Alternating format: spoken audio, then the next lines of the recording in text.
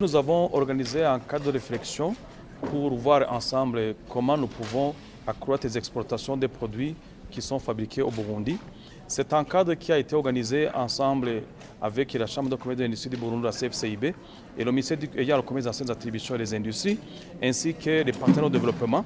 Alors ça a été une bonne occasion de discuter de tous les défis et les défis qui hantent le secteur d'exportation. Et entre autres défis, c'est notamment le manque de suivi des dossiers et des recommandations qui ont été émises dans différents forums, ainsi que le Muzinga Day première édition et Muzinga deuxième édition. Alors nous avons regardé ensemble qu'est-ce que nous pouvons faire dans les médias et quels sont ces défis et comment faire face à ces défis pour les relever. Alors je suis confiant que cette réunion sera un cadre qui va booster les exportations et c'est pour ça que même nous avons confié aussi parmi nos partenaires des pays voisins, notamment la Chambre la Chambre de commerce du Congo, FEC, qui sont venus ici pour voir et regarder ensemble avec nous quels sont les problèmes qui hantent le secteur et des opérateurs économiques du Congo pour qu'ils puissent vraiment être facilités et afin qu'ils puissent importer au Burundi, exporter sans qu'il y ait beaucoup de défis. Alors nous sommes confiants que tous les défis que nous avons relevés seront trouvés solution dans les médias. Des Congolais qui sont venus pour représenter la Fédération congolaise des entrepreneurs, ils nous ont expliqué les problèmes qu'ils rencontrent quand ils viennent au Burundi pour faire les importations.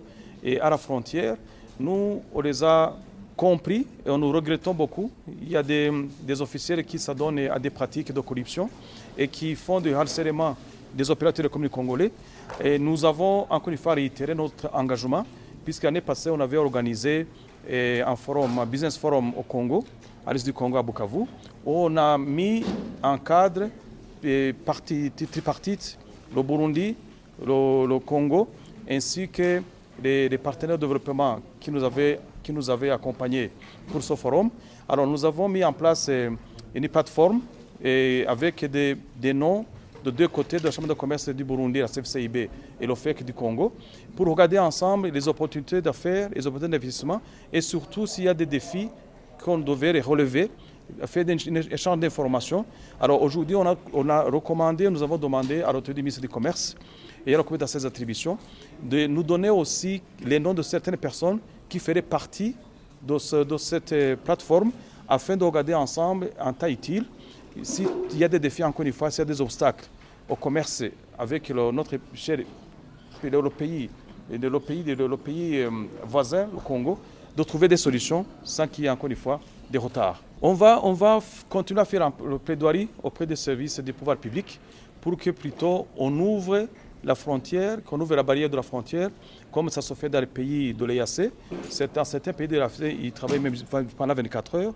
Nous allons faire un plaidoirie pour qu'au moins on commence avec d'ouvrir la frontière jusqu'à 22 heures. Et nous sommes confiants que les pouvoirs publics vont nous écouter. Ça va dans l'intérêt de tout le monde. Et ensemble avec le secteur public et le secteur privé, nous allons travailler ensemble. Surtout que maintenant nous venons de mettre, on vient de mettre un cadre de dialogue public et privé qui va toujours analyser et regarder ensemble les défis qui entrent au secteur privé quant à son développement.